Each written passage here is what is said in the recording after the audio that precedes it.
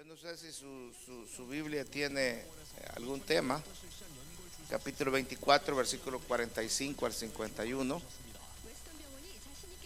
Capítulo 24, versículo 45 al 51. ¿Alguien que me diga el título que tiene su Biblia? La venida del Hijo del Hombre. Eso está desde el 29, ¿no? Yo digo, esa parábola no tiene algún título. Pues así se va a llamar el tema del mensaje: siervos fieles e infieles. ¿Habrán siervos fieles en la iglesia? ¿Qué cree usted? Sí, sí hay. Amén. Que uno pues se quite el sombrero y dice, wow, ¿verdad? Qué fieles son estos miembros de la iglesia. Pero la pregunta siguiente es, ¿habrán infieles? No diga seré yo, Señor, ni mire a su hermano de al lado, ¿verdad? Simplemente contestemos, ¿habrán? Pues si la parábola dice que sí, es que hay. Y el mensaje está dirigido a ambos, tanto a los siervos fieles como a los siervos no muy fieles. Aquí el título dice siervos infieles. Dios nos ayude a hacer nosotros de los siervos fieles. Versículo 45 dice así: ¿quién es pues el siervo fiel y prudente, al cual puso su Señor sobre su casa, para que les dé alimento a su tiempo? Bienaventurado aquel siervo al cual cuando su Señor venga le halle haciendo así. De cierto os digo que sobre todos sus bienes le pondrá. Pero si aquel siervo malo dijera en su corazón, mi Señor tarda en venir, hombre, desde que yo era niño están predicando que Jesús viene y nunca viene, así es que él tarda en venir, y comenzare a golpear a sus consiervos y aún a comer y a beber con los borrachos, vendrá el Señor de aquel siervo en día que éste no espera y a la hora que no sabe, y lo castigará duramente, y pondrá su parte con los hipócritas. Allí será el lloro y el crujir de dientes. Pueden sentarse. Dios bendiga a su pueblo a través de su palabra. Siervos fieles e infieles. Hay un texto muy conocido en el Nuevo Testamento que se encuentra en Gálatas capítulo 5, versículo 22. Allí habla sobre el fruto del Espíritu. Y entre el fruto del Espíritu hay 9 cosas que el Espíritu forma en un buen cristiano. Y una de ellas es fe. Esta fe, como fruto del Espíritu, significa igualmente fidelidad. No se trata aquí de la fe que salva, tampoco de la fe que mueve montañas. Aquí se trata de la fe que es un fruto del Espíritu, que está formando parte del carácter, de la personalidad y de la vida de cada cristiano. Por eso también se traduce como fidelidad. Se trata de lo producido en la vida de un cristiano por el Espíritu Santo. También se encuentra en una lista de virtudes que expresan una vida cristiana. Cómo vivir con otros en este mundo. En este contexto tomaremos la idea de fidelidad, hablando de la fe, fruto del Espíritu, donde el creyente debe ser fiel al Señor en todo aspecto de su vida, especialmente porque no sabemos el tiempo en que Jesús regresará. 2 versículos antes de los versículos que leímos, el versículo 42 al 44 dice esto: estén listos porque no saben el día ni la hora en que el Hijo del Hombre ha de venir. Y ese es el propósito de estas parábolas: apercibir a sus hijos, a sus siervos, a estar preparados para la venida de nuestro Señor Jesucristo, porque vendrá, vendrá, eso está seguro, no sabemos cuándo, por eso es que tenemos que estar preparados. En esta parábola Jesús nos reitera su llamado a vivir con la conciencia de que Él puede volver en cualquier momento, y pone, por ejemplo, a un empleado al que se le ha encomendado ciertos bienes y tareas en la casa del Señor. Con ello nos da también la pauta para no olvidar que no somos dueños de lo que tenemos en este mundo. Nada de lo que tenemos o hacemos o somos, nosotros somos dueños. Llámese tiempo, llámese cualidades, llámese bienes materiales, etcétera. Nosotros solamente somos administradores. Es Dios el dueño de todo.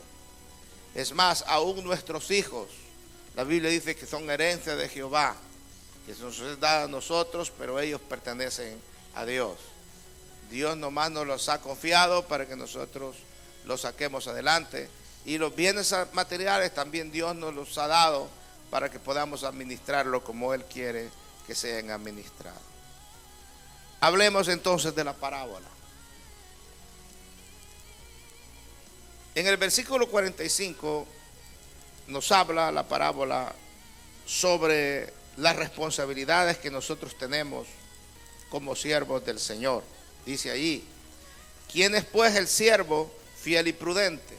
El Señor nos está llamando a nosotros, sus siervos, al cual puso su Señor sobre su casa para que le dé el alimento a tiempo. Primero, habla de un siervo fiel y prudente, amén, el cual el Señor puso sobre su casa para cuidar a los demás o para cuidar su iglesia. Se nos ha dado algo que hacer a todos, hermanos, a todos, sin excepción. Dios nos ha llamado no solo para que estemos sentados calentando una silla, sino para que seamos de bendición. ¿Escuchó esto? Dígale a su hermano que está cerca de usted: Dios lo ha traído aquí a usted para que sea de bendición. Amén. Para que sea de mucha bendición. Entonces, si nos ha dado algo que hacer, hagámoslo. Hagamos lo que el Señor nos ha dado para hacer. En el deporte, por ejemplo, todo depende de una fiel disciplina física. Nosotros tuvimos un jugador en nuestro país que a través de la historia ha sido el mejor jugador de Centroamérica, no de América ni del mundo, de Centroamérica, el mejor jugador. Y el Prime Maradiaga de Honduras fue muy bueno, pudiera mencionar a muchos, pero el Mágico González fue el mejor de Centroamérica de todos los tiempos. Pero el Mágico tenía un defecto: era muy parrandero e indisciplinado. Él pudo haber llegado a ser el mejor del mundo, así lo expresó Maradona en sus palabras, porque fue en el tiempo de Maradona que él jugó. Y Maradona lo veía jugar y él decía: aquí el mejor jugador del mundo es el Mágico, no soy yo, porque él veía jugar al Mágico y lo que hacía el Mágico era algo fuera de lo normal, pero era indisciplinado, por eso no llegó a ser el mejor jugador del mundo. Él no entendió que en el deporte no solamente son las cualidades natas que uno trae, ¿verdad? En la persona, sino que se necesita mucha disciplina para poder escalar alto. Por ejemplo, el entrenador del equipo de atletismo habla de correr largas distancias como disciplina física y mental para poder hacer otras actividades bien. Esa gente que corre y gana maratones no crea que es la primera vez que van a correr. Han corrido muchas veces esas maratones como práctica, para poder ir practicando.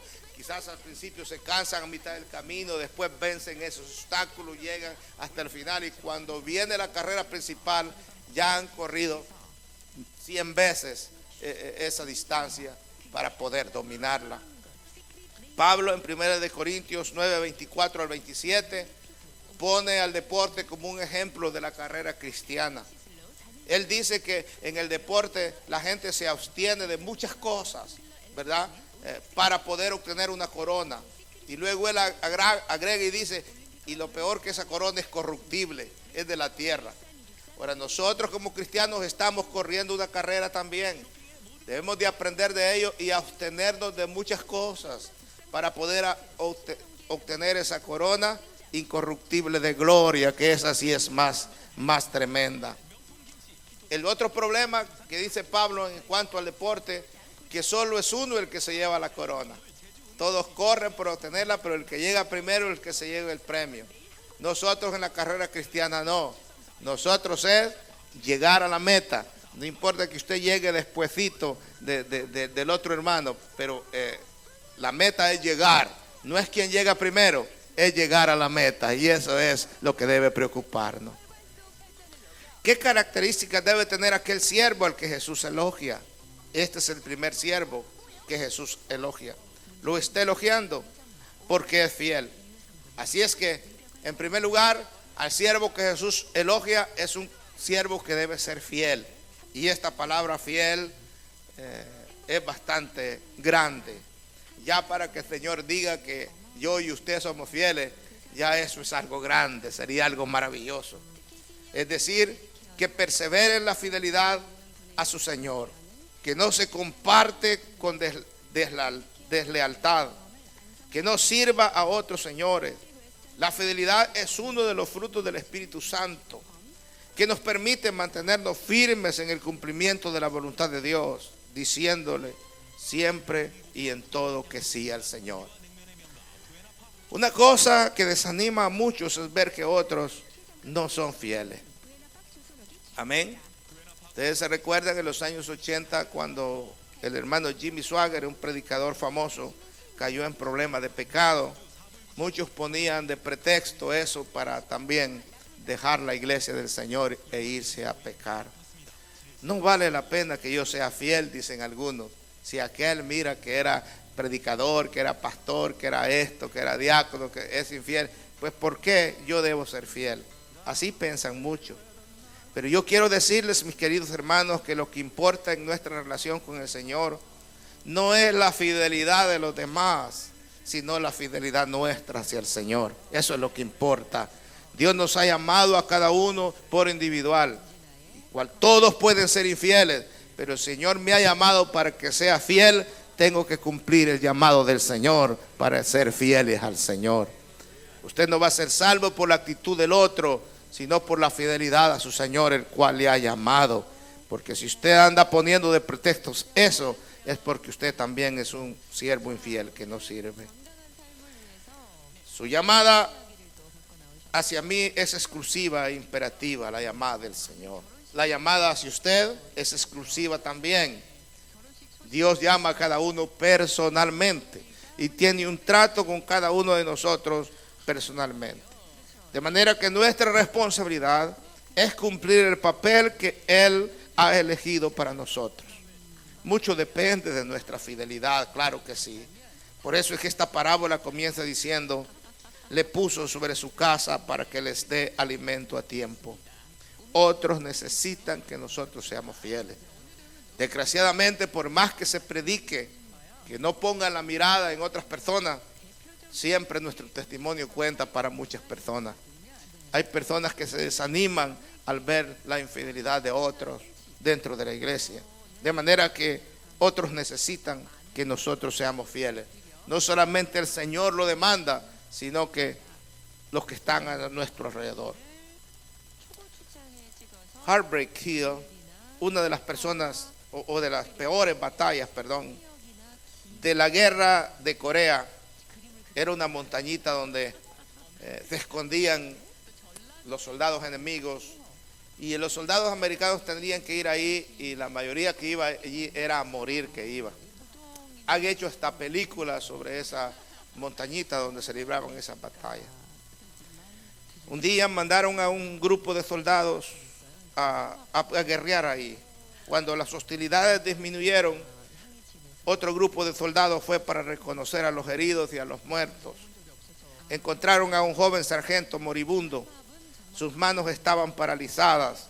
Lo que les asombró era que el sargento tenía apretada entre sus dientes los 2 puntos rotos del hilo de telégrafo para poder mantener la comunicación.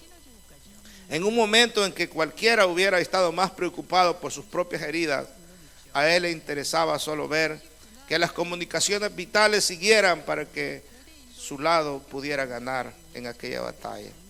Podríamos decir que fue fiel hasta la muerte. Hay creyentes, hermanos míos, que necesitan ser animados por nuestra fidelidad. ¿Somos fieles hacia ellos? Es la pregunta. Hay almas perdidas que necesitan oír. ¿Somos fieles hacia ellos? Sería la pregunta. Hay almas perdidas que necesitan ver. ¿Somos fieles en nuestro cristianismo que vivimos, en nuestra vida diaria? Fieles, esta palabra. Lo lindo es que el Señor quiere que seamos fieles, no importa que sean pequeñas cosas, porque en realidad no necesita vivir como la Madre Teresa de Calcuta o cualquier otro ermitaño para poder decir que fueron fieles para Dios o que fuimos fieles para Dios. Dios nos pide que seamos fieles en cosas pequeñas. Eso dice en Lucas capítulo 19, versículo 17. Y cuando somos fieles en cosas pequeñas, entonces el Señor nos encarga cosas grandes. A este siervo fiel lo puso sobre toda su casa. Cuando el Señor vino y vio que había sido fiel y prudente, dice la Biblia que lo puso sobre toda su casa. Porque si aquel es infiel en cosas pequeñas, dice el Señor en Lucas 19, también lo será en lo grande. Una señora rellenaba una caja para misiones en India. Una niña vino a su puerta con una moneda. La señora tomó aquella moneda y compró un folleto evangélico con aquella moneda y lo puso en la caja de provisiones que iba para la India. Eventualmente el folleto vino a las manos de un jefe en Burma y Dios lo utilizó aquel folleto para que este hombre se convirtiera a Cristo. Este hombre habló de su conversión y de su nuevo gozo a sus amigos, y muchos más creyeron y abandonaron a sus ídolos. Se edificó una iglesia y al menos 1,500 personas nativas fueron convertidas del paganismo. Todo esto y seguramente más fue el resultado de una moneda que una niña dio fielmente al Señor con un corazón lleno de amor. Yo les he hablado sobre Caleb, y la palabra o el nombre Caleb, Números 14:24, significa perro. Fíjense ustedes, el nombre Caleb. Y en el caso de Caleb, no parece ser que le digan a uno perro un cumplido, ¿no? Pero en el caso de Caleb, se ha dicho que ningún perro jamás ha seguido a su amo con fidelidad como Caleb siguió a Dios cuando todos lo abandonaban. Él dio el significado de su nombre siendo fiel a su Señor. ¿Han visto ustedes que tienen perritos en su casa que se ha dicho que es el mejor amigo del hombre, porque esos perritos muchas veces, ¿verdad?, nos dan muchas lecciones? Caleb dio honor a lo que significaba su nombre y fue un perro fiel para Dios, y Dios honró a Caleb. Pero no solamente se requiere fidelidad como siervos del Señor, también se requiere prudencia. Si usted lee el versículo 45, dice: ¿quién es el siervo fiel y prudente que el Señor le puso sobre un trabajo en su casa? El diccionario define prudencia como cautela, como sensatez, pero aquí hay que entenderla como virtud cristiana, una virtud que cada cristiano debe tener, la prudencia. Debemos de aprender cuándo hablar y cuándo no hablar, cuándo actuar y cuándo no actuar, dónde derramar nuestros resentimientos y nuestra amargura y dónde no hacerla. De hecho, entre paréntesis, el púlpito cristiano es el menos indicado para que usted derrame sus amarguras y sus resentimientos.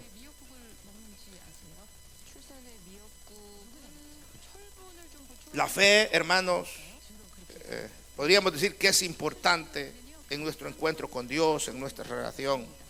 Pero la prudencia ayuda a discernir en la vida cotidiana, que no es, esa vida cotidiana nos va a ser útil para ir hacia Dios y no hacer prejuicios, ¿verdad?, a nuestros semejantes. Cualquier actitud contraria nos alejará del Señor. La prudencia tiene que ver con nuestro comportamiento en la vida cotidiana diaria. No consiste en ser timoratos o tan cautelosos que no hagamos nada. Consiste en preguntarnos, ¿esto que voy a hacer esta manera de gastar mi dinero, este modo de pasar mi tiempo libre, me acercará o me alejará de Dios? Hay cosas que no son del todo pecado, pero son cosas que no convienen. Nuestro pensamiento debe ser cada día: ¿quién nos acerca más a Dios y quién nos puede mantener más alejado de Dios? ¿Será para bien de mi vida o será algo malo para mi vida o para mi alma? Y si la respuesta es que aquello nos puede separar de Dios o alejar de Dios, entonces la prudencia nos mueve a no hacerlo. Eso es ser prudente. Pablo decía, hay muchas cosas que puedo hacer, pero que no me conviene. Y si no convienen al cristiano hacer muchas cosas, hay que actuar con prudencia y no hacerlo. El Señor puso al frente a Josué. Esto hace notar que este siervo no se puso a sí mismo al frente de los otros. Es el Señor el que lo asignó al puesto. Por más que el mundo nos invite a sentirnos aptos suficientes, hermanos, nos invite a sentirnos capaces de alcanzar por nosotros mismos todas las metas que nos propongamos, la verdad es que todos nosotros dependemos de Dios. La verdad es que sin Dios no podríamos hacer mucho. Es el Señor el que nos ha dado todo. ¿Escuchó eso? Todo. Aún nuestra vida es de Dios. Una vez David se dirigía a ofrecer un sacrificio para Dios, una ofrenda para Dios.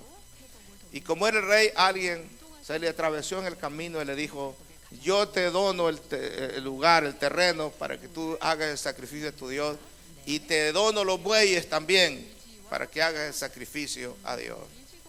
David se le quedó viendo y por supuesto le agradeció el gesto tan bonito a aquella persona, pero también le agregó y le dijo: no te los acepto, porque yo he aprendido que jamás le ofreceré algo al Señor que a mí no me cueste.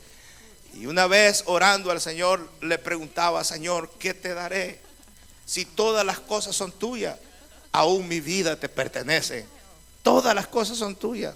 ¿Qué podré darte de mi propia parte?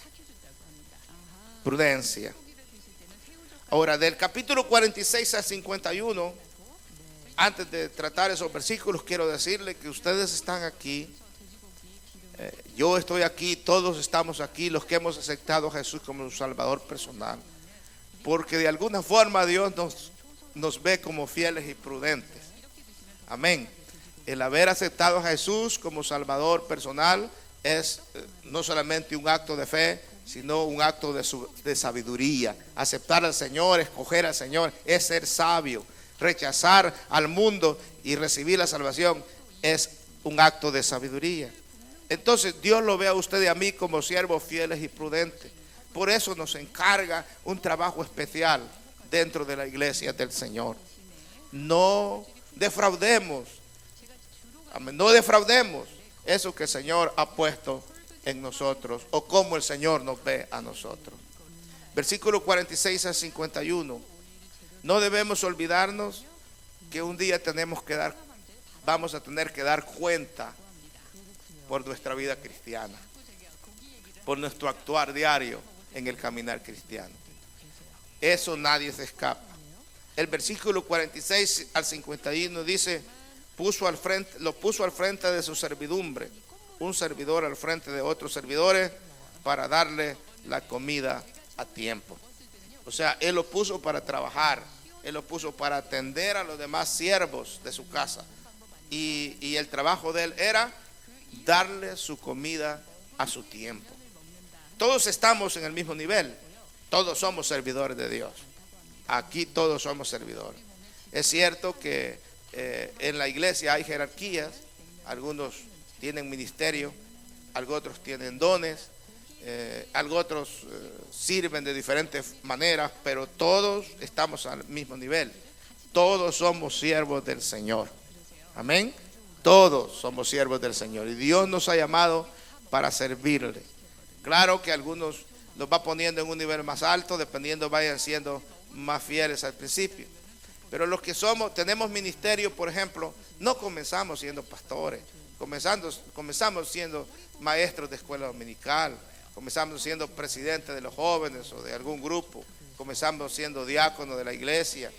Amén. Hicimos muchos trabajos afuera o adentro de la iglesia, pero a un nivel más bajo, hasta que el Señor nos llamara a un ministerio.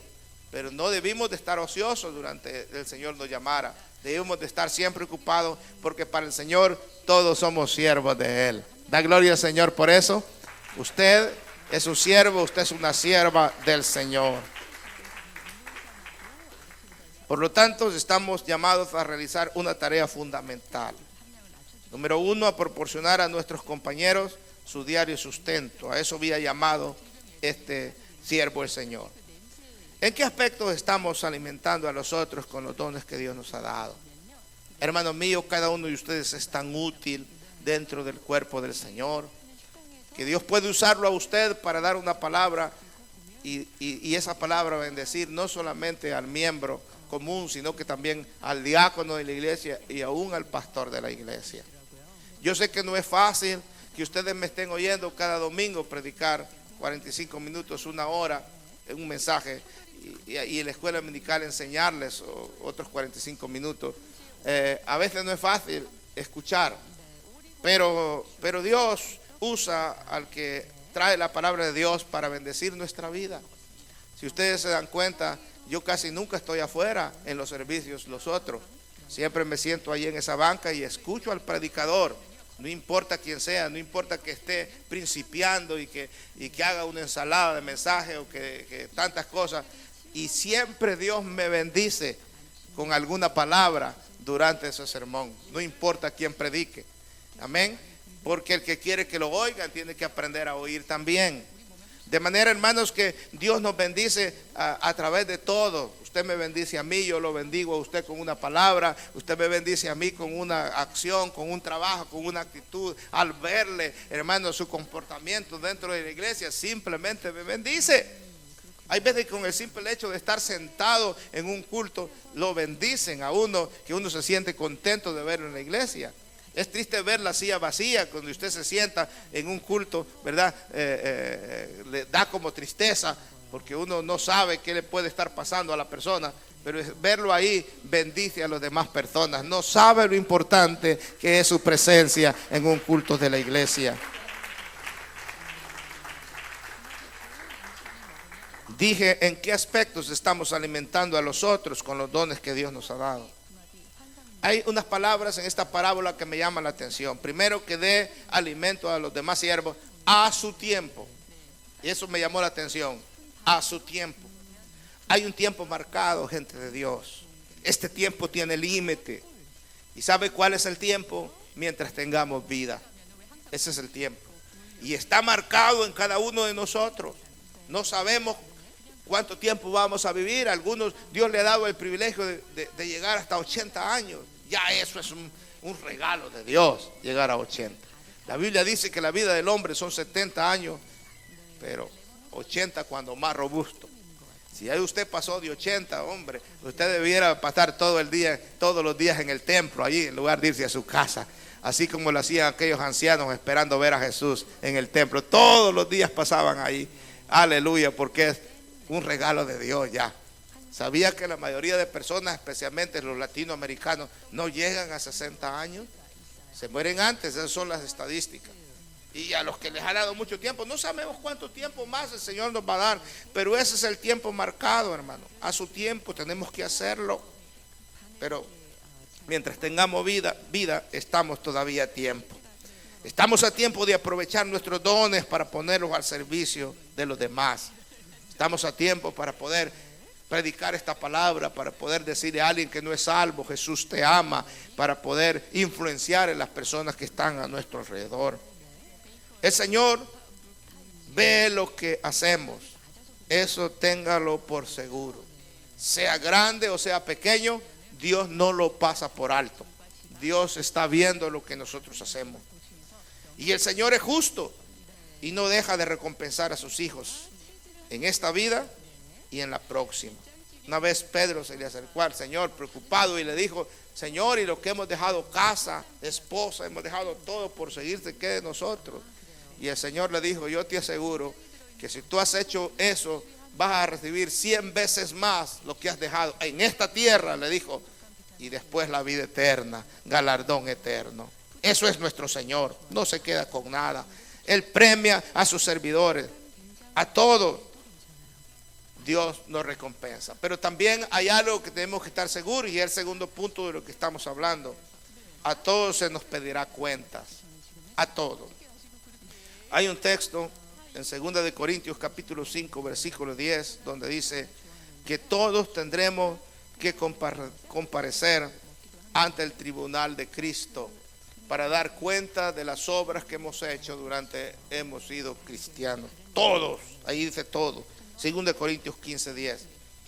Porque es necesario, se lo voy a leer exactamente como dice, que todos nosotros comparezcamos ante el tribunal de Cristo para que cada uno reciba según lo que haya hecho mientras estaba en el cuerpo, sea bueno o sea malo. ¿Estamos pensando en nuestro futuro, gente de Dios? Espero que sí. Lo solemos hacer en el sentido económico, ¿verdad? Ahorramos y pensamos en el futuro en el sentido económico y también en nuestra salud. Muchos de nosotros tomamos vitaminas antes de tiempo para que a ver si no nos llega una enfermedad. Por ejemplo, se ha dicho que a los hombres, la próstata de los hombres comienza a crecer después de los 30 años. Y entonces mi esposa tiene años dándome vitaminas para la próstata, para que yo no padezca muy joven de la próstata. Y gracias a Dios ya tengo más de 50 años y nunca he sentido un padecimiento sobre eso, porque tuvo cuidado de darme. Las mujeres, por ejemplo, que tienen que comenzar a tomar calcio desde mucho tiempo antes de los 30, 40 años, porque va a venir la menopausia, y después de la menopausia tienen una pérdida de calcio, hermano, que si no se prepararon antes, van a padecer de osteoporosis siendo joven. Los huesos van a comenzar a debilitarse, porque la progesterona ya no va a producir en sus cuerpos, y es la que sostiene bastante calcio en los huesos de las mujeres. Y es lógico, ¿verdad? Nosotros hacemos en salud, nos cuidamos para poder mantenernos bien, pero estamos pensando en el tribunal de Cristo en realidad, en ese futuro que un día tarde o temprano tendremos que presentarnos ante el tribunal de Cristo. ¿Estamos pensando en eso? Anhelamos oír la voz de Jesús, nuestro Señor y Salvador, que nos diga: bien, buen siervo y fiel, en lo poco me fuiste fiel, sobre lo mucho te pondré. ¿Estamos pensando que un día el Señor nos diga de esa forma? Pues la Biblia dice que los que escuchen estas palabras del Señor serán dichosos y bienaventurados. Serán felices, serán dichosos. Allí usa la expresión el Señor: bienaventurado aquel siervo el cual cuando su Señor venga le halle haciendo así. Esta palabra bienaventurado significa feliz o dichoso. El término no significa solamente feliz o contento. Bienaventurado, es decir, poseedor de esa dicha de la que habló Jesús, que ya nadie podrá arrebatar. Su Señor le encuentre haciendo así, es la expresión en esta parábola. Al llegar Jesús, se está refiriendo a su segunda venida. Cuando Jesús regrese, cuando el Señor de aquel siervo regrese, debe encontrarlo cumpliendo su deber. El amo de este siervo no lo alaba por encontrarlo mirando por la ventana, esperándolo, sino por hallarle trabajando.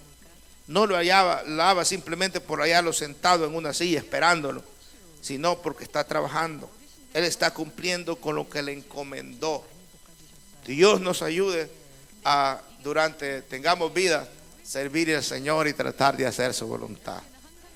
Yo no digo que voy a ser eterno, ni tan siquiera pastoreando. Yo digo que cuando tenga unos 75 o 80 años de edad, si el Señor me lo permite, tendrá que haber un pastor joven el cual se enfrente a hacer todas las actividades de la iglesia. Pero yo quiero estar ahí como viejito, en que sea sentado siempre en la banca ahí, dándole ánimo al pastor joven para que predique con más unción y más entrega. Quizás yo ya no pueda predicar de esa forma, quizás voy a hablar, estimados hermanos, hoy vamos a predicar sobre las parábolas, y así un poco lento, ¿no? Pero el pastor joven sí va a tener unción para brincar y gritar y predicar la palabra de esa forma. Pero yo quiero estar allí siempre adorando al Señor y diciéndole, Señor, gracias por la vida, gracias porque en que sea sentado ahí puedo hacer algo, puedo estar dando ánimo, puedo estar bendiciendo tu nombre. Dios nos ayude.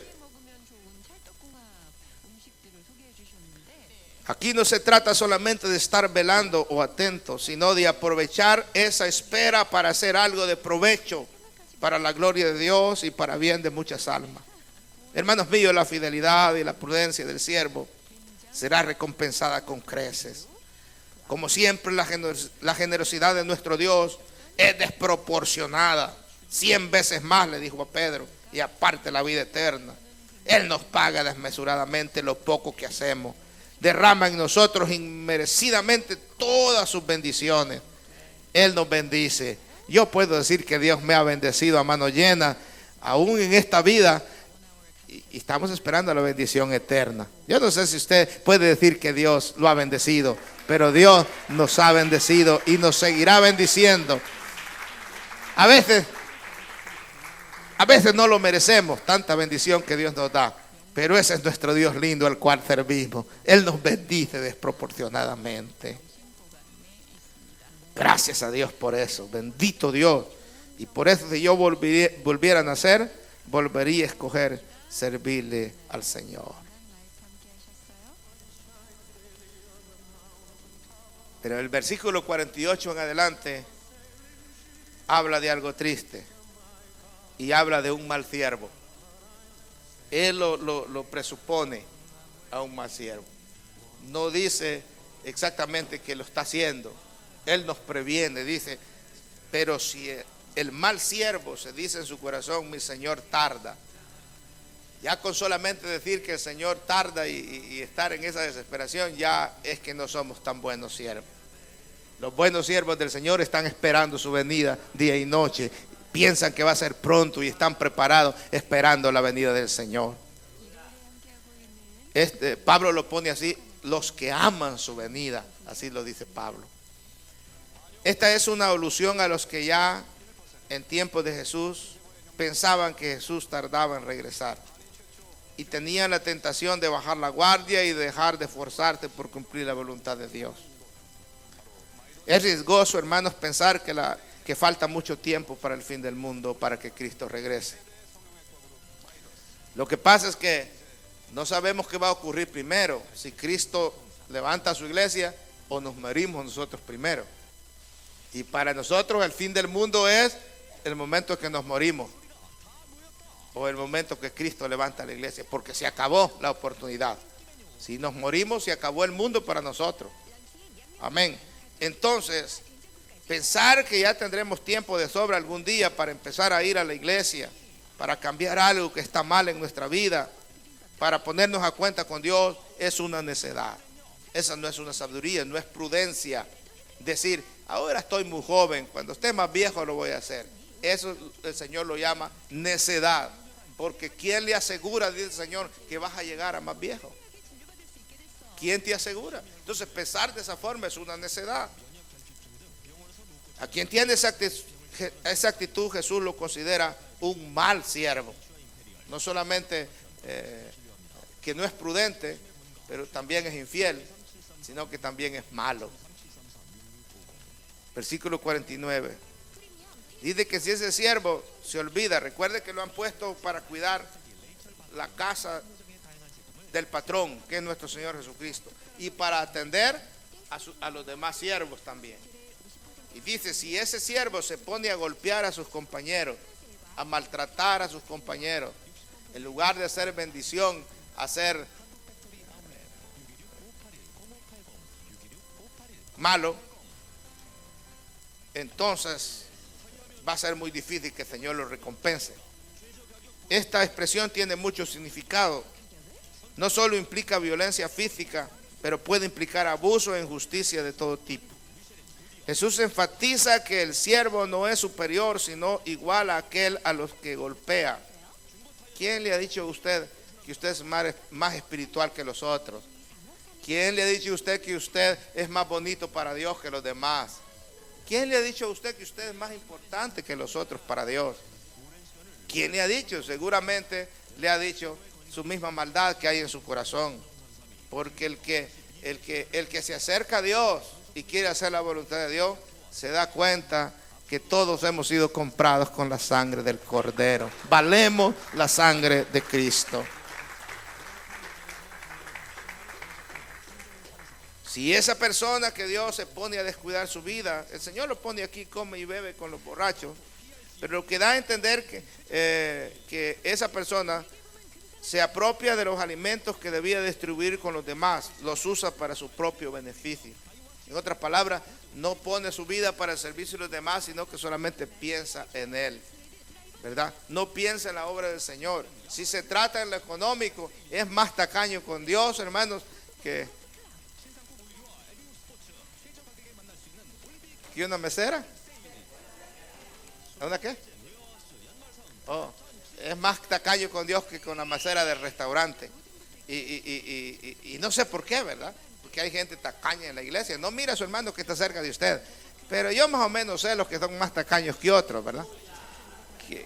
Que son tacaños no porque no tienen, sino porque quieren ser tacaños con Dios. No los estoy viendo a todos.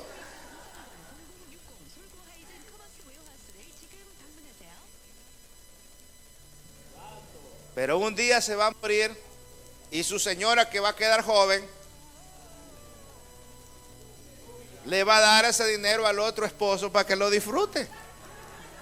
Y usted pudo haber hecho tesoros en el cielo, ayudando a la obra misionera, ayudando a su iglesia local para que el evangelio fuera extendido. Ya no sigo por ahí porque no quiero hablar de cosas tristes, ¿verdad? Pero desgraciadamente es triste pensar en este siervo malo. Y el Señor es el que está hablando de este siervo malo. Versículo 49 y 50 dice: vendrá el Señor de aquel siervo el día que no espera y en el momento que no sabe.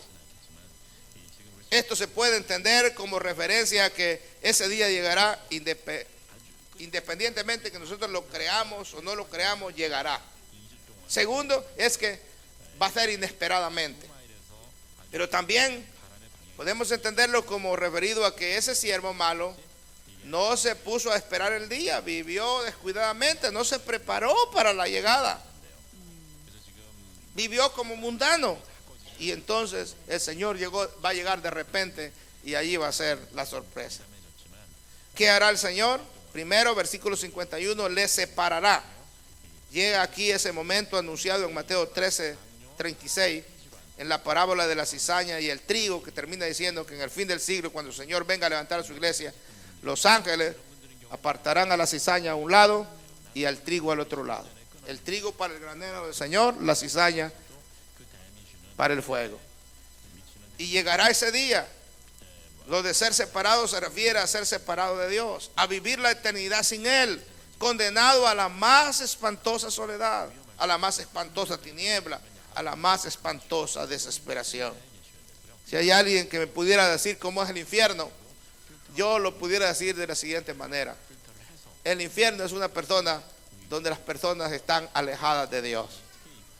Y podríamos describirlo que hay fuego allá, que hay crujidos allá, o describirlo como lo describe el hermano Pablo en la película del infierno, ¿verdad? Cuando hizo esta película. Pero en realidad eso significa estar totalmente separado de Dios. Y cuando Dios no está, hay tinieblas, hay maldad, hay desesperación, no hay gozo, hermano, porque Dios no está ahí. Aleluya. Dios nos libre y nos ayude a ser fieles. Ahora, dice que le señalará su suerte entre los hipócritas. Llama la atención que elija esta palabra el Señor, porque aparentemente el siervo no era hipócrita, era infiel. Él no estaba aparentando cumplir, sino estaba claramente golpeando a sus compañeros y bebiendo con los borrachos y comiendo con los borrachos, dice la Biblia. Él no estaba aparentando, él estaba viviendo una vida infiel, declarada. ¿Por qué eligió Jesús esta palabra de decirle que lo pondrá con los hipócritas? Les voy a decir por qué. Porque un hipócrita no es solamente aquel que aparenta ser, sino que aquel cuya vida no corresponde con su fe. También cae en la vida de hipócrita. En otras palabras, que usted llamándose cristiano viva una vida como no cristiano. Es una vida de hipocresía. No solamente lo que aparenta aquí, sino que lo que vive. Y aquel siervo era así. Era un siervo del Señor, pero vivía como un siervo malo. La voluntaria falta de coherencia entre la fe y la vida es algo que se pagará muy caro un día. Hay que estar atentos para no caer en ella. Y no importa que pensemos que estemos a solas y vamos a hacer toda clase de pecados. Y el domingo aquí vamos a aparecer como angelitos, ¿verdad? Que no quiebran un plato. Y saliendo de aquí quiebran toda la vajilla. No, eso no va con el Señor. Porque todos sabemos que el Señor conoce todo. El Señor está en todo lugar y de Él no podemos escondernos. Termina diciendo, allí será el llanto y el rechinar de dientes. Se refiere a la desesperación de la condenación eterna, la separación de Dios por toda la eternidad. Aleluya. Ayúdanos, Señor. Por algo el Señor nos advierte. Por algo el Señor cada día en su palabra tiene un mensaje para nuestras vidas como los tenía para los siervos de este tiempo. Por lo tanto, yo termino diciéndole con signos de admiración: seamos fieles, esforcémonos por ser fieles, por actuar con prudencia. No sabemos, hermanos, hasta cuánto tiempo tenemos para hacerlo, pero mientras estemos en este cuerpo, tengamos vida, esforcémonos por serle fieles al Señor. ¿Hasta cuándo hemos de aguantar?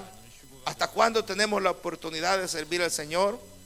No lo sabemos, pero vuelvo a repetirle: seamos fieles y prudentes en nuestra manera de conducirnos, porque tenemos la responsabilidad de serlo.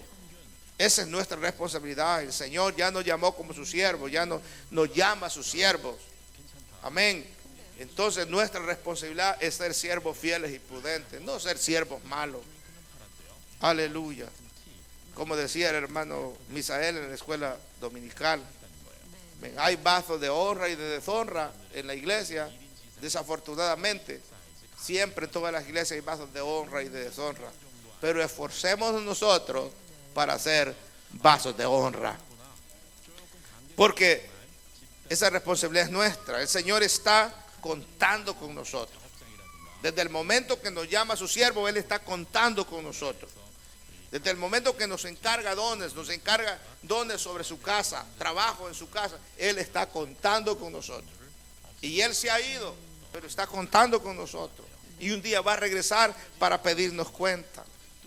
Seamos fieles otra vez. Tendremos que dar cuentas al Señor al final. Anhelemos la palabra del Señor, la cual nos dirá: bien buen siervo y fiel. Has sido fiel en lo poca cosa, te confiaré mucho. Te daré muchas bendiciones más, porque tú has sido fiel en lo poco. Ayúdanos, Señor, para poder llegar hasta el final como siervos fieles y prudentes. Estemos de pie, por favor.